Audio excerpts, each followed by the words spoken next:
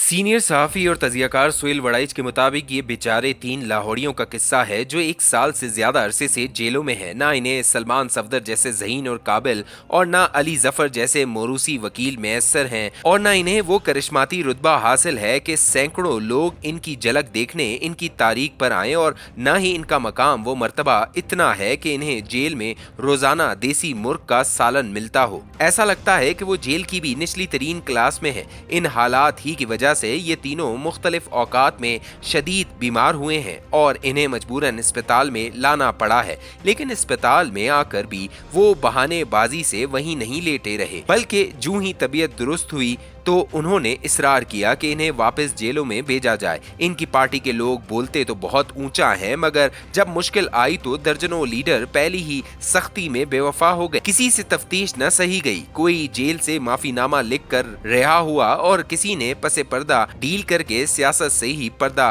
कर लिया। ऐसे में ये 3 लाहौरी वफा के पुतले साबित हुए। तीनों मिडिल क्लास के वर्कर हैं और ये सब अपनी मेहनत के बलबूते पर ही आगे आए हैं। डॉक्टर यास्मीन राशिद गुलाम नबी मलिक की बहू हैं। मलिक साहब तहरीके पाकिस्तान के वर्कर थे। पीपल्स पार्टी के भुट्टो दौर में सूबाई वजीर रहे। धड़ल्ले के आदमी थे। अपनी बहू की तरबियत भी ऐसे ही की। डॉक्टर यास्मीन राशिद एक तरफ तो बतौर डॉक्टर गरीबों से बहुत शफकत करती नहीं, दूसरी तरफ उन्होंने साला साल डॉक्टरों की मजम्मती सियासत भी की। पीटीआई में आई तो लाहौर जैसे शहर में जो नून का गढ़ था, शबाना रोज मेहनत से अपना सिक्का जमा लिया। 9 मई के वाक़े के रोज वो कोर कमांडर हाउस के बाहर मौजूद थी, मगर इनकी रिकॉर्डिंग में सुना जा रहा है कि वो कह रही हैं कि तोड़ फोड़ नहीं करनी, मगर ऐसे जुनूनी वक्त में इनको कौन सुनता। 9 मई का सानिया होकर रहा और वो अपने ससुर की रिवायत पर अमल करते हुए वफा की सजा भुगत रही हैं। लेकिन असल बात यह है कि एक खातून जिन्होंने सारी जिंदगी पुरअमन सियासी जद्दोजहद की है, क्या ये इस बात का काफी सबूत नहीं कि वो तखरीबी कार्रवाइयों में शरीक नहीं हो सकती। सेनेटर एजाज चौधरी का नाम मैंने पहली बार तब सुना जब वो इंजीनियरिंग यूनिवर्सिटी की तलबा यूनियन के सदर मुंतखब हुए। इस्लामी जमीयत तलबा से वाबस्ता रहे और अपनी कमिटमेंट ही की वजह से अमीर जमात मियां तुफैल मोहम्मद के दामाद बने। काजी हुसैन अहमद की आंख का तारा रहे। काजी साहब को जब भी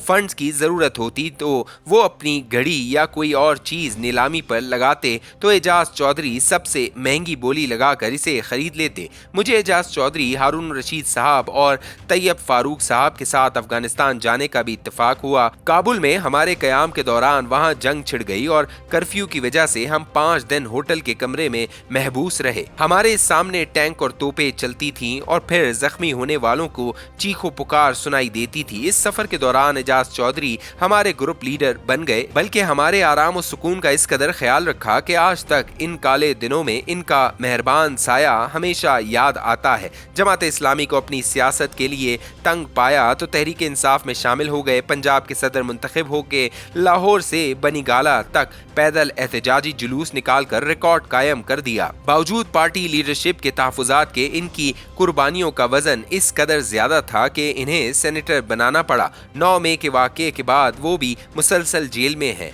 उन्होंने सारी जिंदगी इंतखाबी और जमहूरी सियासत की, कभी तशद्दुद की तरफ नहीं आए, लेकिन अफसोस ये है कि इन पर तशद्दुद और तोड़ फोड़ के मुकदमात कायम हैं। काश माशरा ऐसे वफाशियारों की भी वही कदर करे जो करिश्माती लीडरों की जाती है। इस मुल्क में इन तीनों कारकुनों ने बहादुरी से जेल काट कर सारे सियासी कारकुनों का सर फख्र से बुलंद कर दिया है। माशरा काश इन लोगों का मर्तबा पहचाने और इन्हें इनका जायज मकाम दे। लाहौर के तीसरे बेचारे मियां महमूद रशीद हैं। इनका ताल्लुक भी इस्लामी जमीयत तलबा से रहा। लाहौर के सदर रहे। जमात इस्लामी के टिकट पर लाहौर से मेंबर सूबाई असम्बली रहे। नवाज शरीफ से भी अच्छी राव रस्म रही, लेकिन फिर वो भी तहरीक इंसाफ के मुतहरिक रुकन की हैसियत से मैदान में उतरे और अल्लामा इकबाल टाउन के हल्के से मुसलसल रुकन सूबाई असम्बली मुंतखब होते रहे। पीटीआई के दौरे हुकूमत में सूबाई वजीर रहे। वो फयाज और मेहरबान है। इनका दस्तरख्वान बहुत वसी है। वो मुख्तलिफुल ख्याल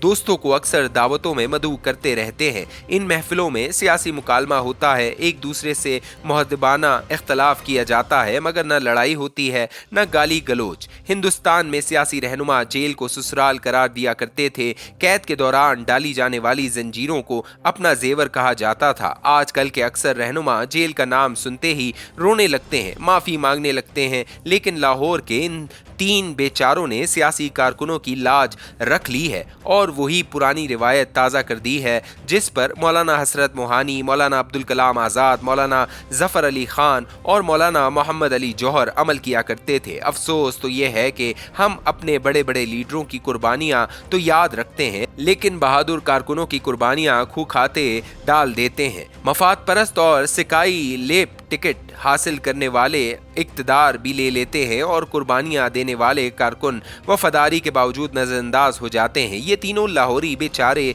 ना करदा गुनाह की साल से ज्यादा सजा भुगत चुके हैं, ना ये हम्मात अजहर की तरह भागे, ना मुराद सईद की तरह रुपोश हुए, ना रियासत से बगावत के नारे लगाए, फिर भी इनकी वफाओं की इस कदर लंबी सजा हजम नहीं हो रही। ये तीनों तो सरफरोश हैं, आखिरी वक्त तक वफा के नाम पर खड़े रहेंगे। हो सकता है वफा के नाम पर सर भी कटा दे मगर बेवफाई नहीं करेंगे। अदालतें, माशरा, मुक्तदरा और हम सबको क्या बेगुनाहों को इसी तरह वफा की सजा देते रहेंगे या कभी इन्हें कामयाब करार देकर इन्हें रिहाई भी दे दी जाएगी।